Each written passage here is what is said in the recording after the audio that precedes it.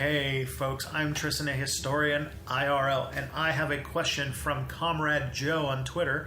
He asked me about basically bad history. He kind of wondered and hoped that historians roll their eyes when Dinesh D'Souza puts out something like most people do, except for the people who don't, which makes me really worried. And I should say that I don't think you have a ton to worry about when it comes to the historical profession. History is like any other academic discipline. It has people who are not historians doing stuff on the outside for public audiences that's of varying quality. There's really good ones, like my favorite pop history author is Jill Lepore.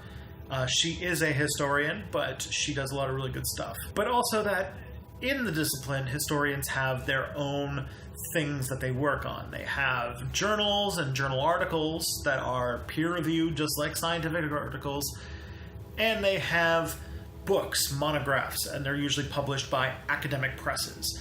And those two things, academic presses and peer-reviewed journals, are pretty much the signs of, academic rigor and success and the things that you'll really take seriously. Anything else falls under the purview of pop history. That's pretty much what I'm doing.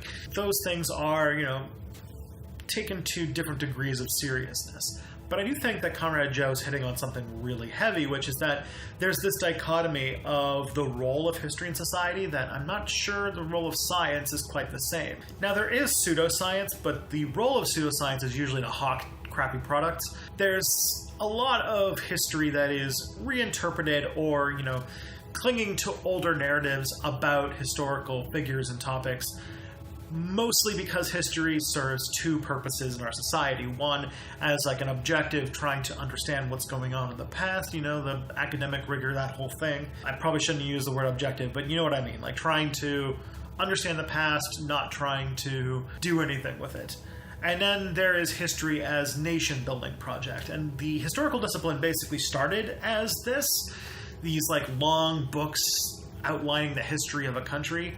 And they're kind of old school now, but they still inform a lot of the categories and some of the problems that we talk about in history today. But we often see the narrative behind a country or the narrative behind a person as part of a larger story that helps us relate ourselves to a deeper human history. And that is where you find a lot of really weird interpretations of the past, or people really clinging to old things.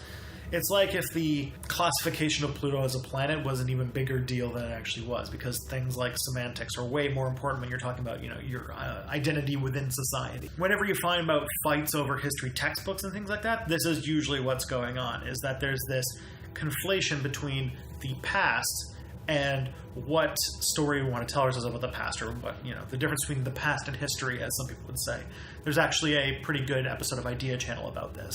A lot of historians have tried to, take new facts, reinterpret things, and try to undermine those nationalist narratives, and usually they're called revisionists. Trust me, I get a lot of comments of calling myself a revisionist history. This is something that we're going to have to deal with, and I don't know if there's a solution. If there is a solution, it's hopefully doing the kind of thing that I'm doing and trying to increase historical literacy by telling good stories. And hopefully we can tell new good stories to kind of overwrite the old bad stories and give ourselves a context and narrative that doesn't involve whitewashing past. Anyways, thank you, Comrade Joe, so much for your question. Until next week, I'm Tristan, a historian, IRL. Like, share, and subscribe.